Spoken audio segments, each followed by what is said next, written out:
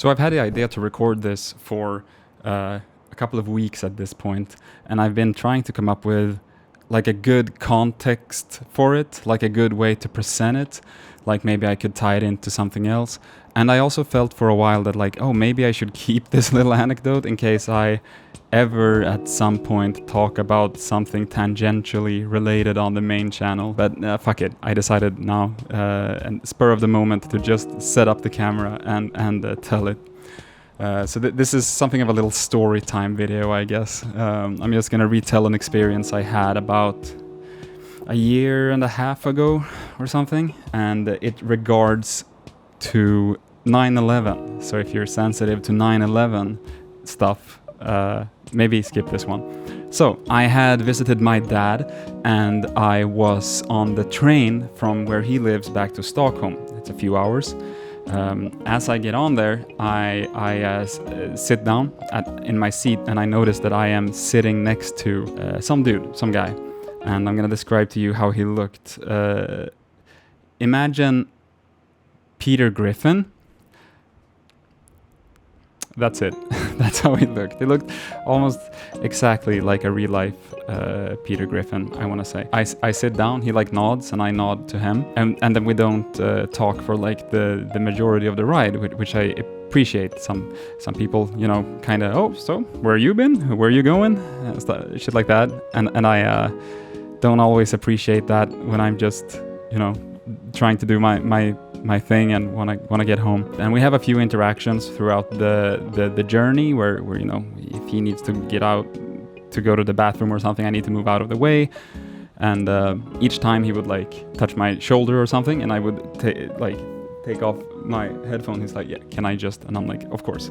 And I get up, right? As we're getting into like the last maybe 45 minutes of the trip, he does that thing.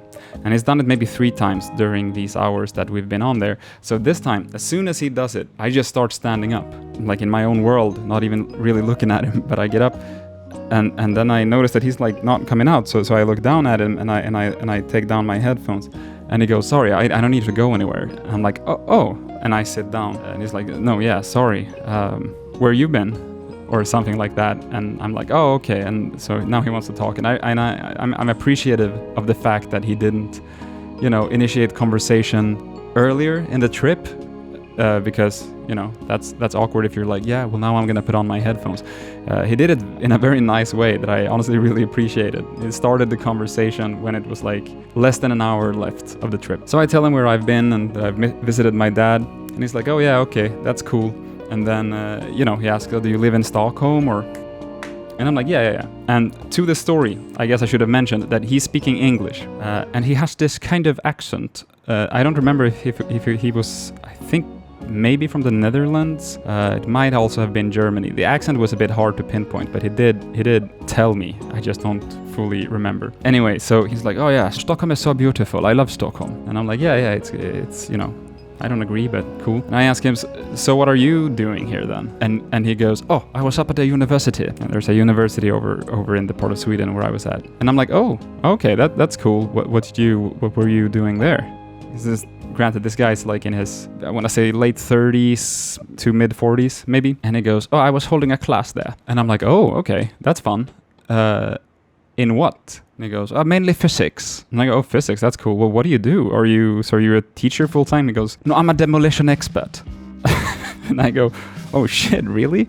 And he goes, yes, I do the mathematics, and we do the controlled explosions to demolish the buildings when they need to be torn down. Maybe I'm overdoing the accent a little bit. It was something like that, maybe not quite that heavy. And I'm like, oh, that's so cool.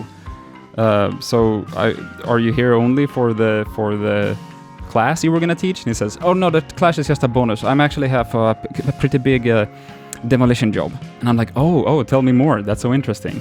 And he goes, oh, no, I can't tell you. And I'm like, what? And he goes, no, that's a matter of security. You see, if people know what building would be, you know, for terrorist threats, they could use it as a cover-up, shit like that.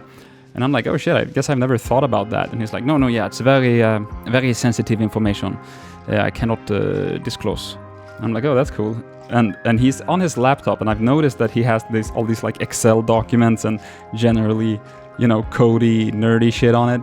And he's like, I can show you. And and he starts pulling up these like different videos of buildings being demolished, and he starts breaking down how it works. And it's actually really fascinating when he talks about like how you say for this one, we had this tower needs to fall, but it cannot fall over under here, this building here, because this building is going to be standing for another year as a non-permanent working facility until they get a new building up, and then this will be demolished. So what we need to do is we need to get this one down without hurting this building. And as you can see, the majority of the weight is on this side, and he goes on and on.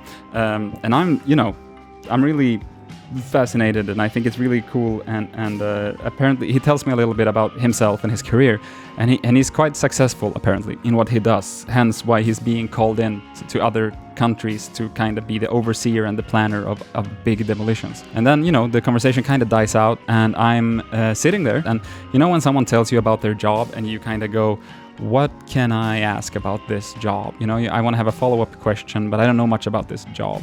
And usually I pride myself with being master of nothing, but knowing a little bit about a lot of things. So I can usually have like a follow-up question to anyone.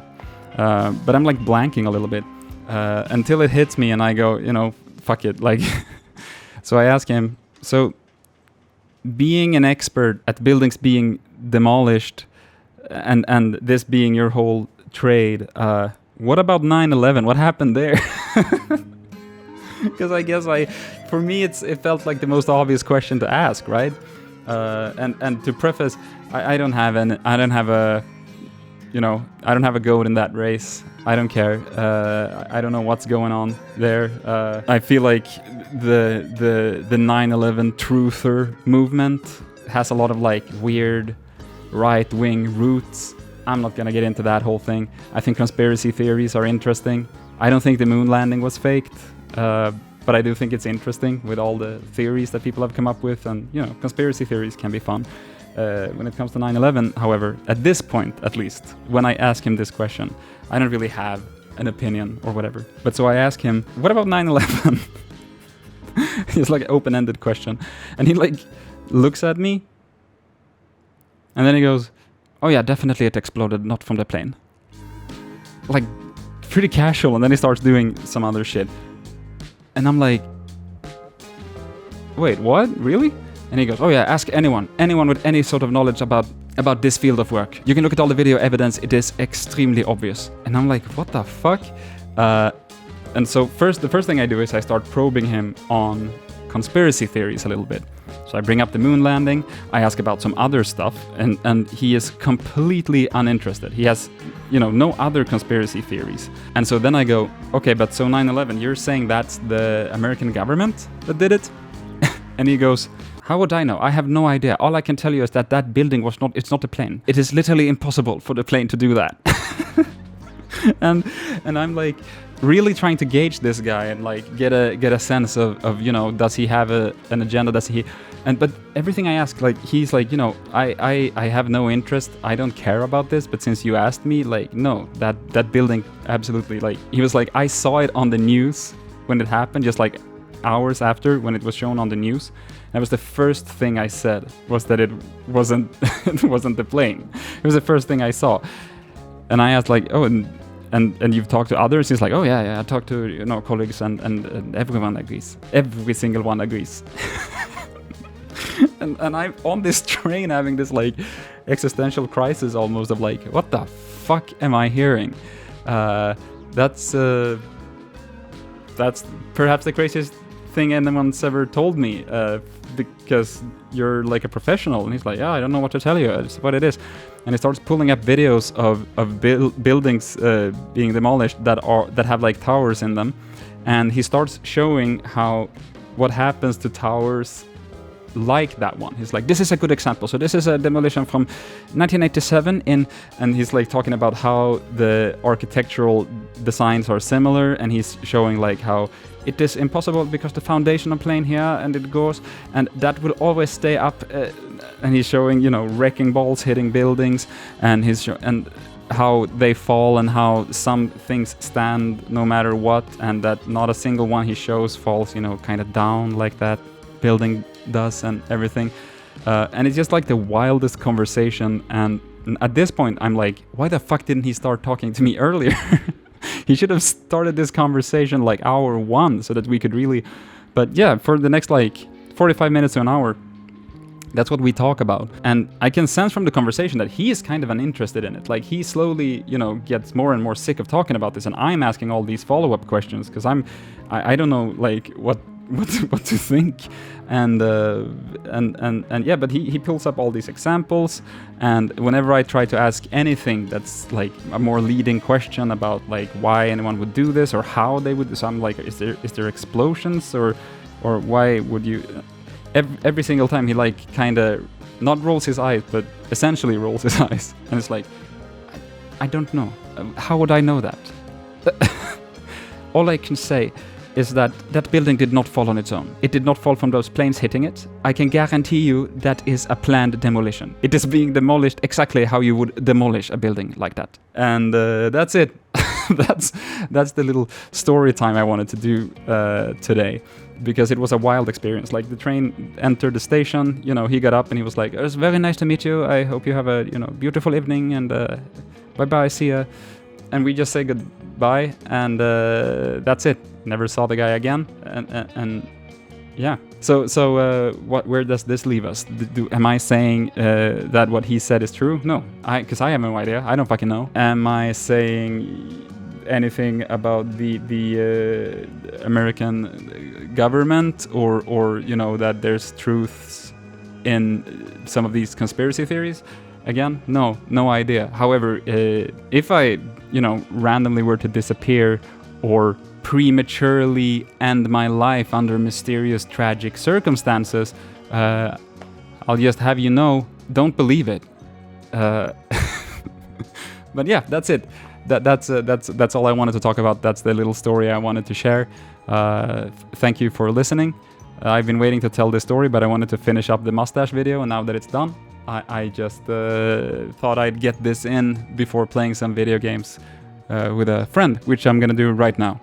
So thank you so much for listening. I hope you have a continued wonderful day, and I'll talk to you next time. Bye bye.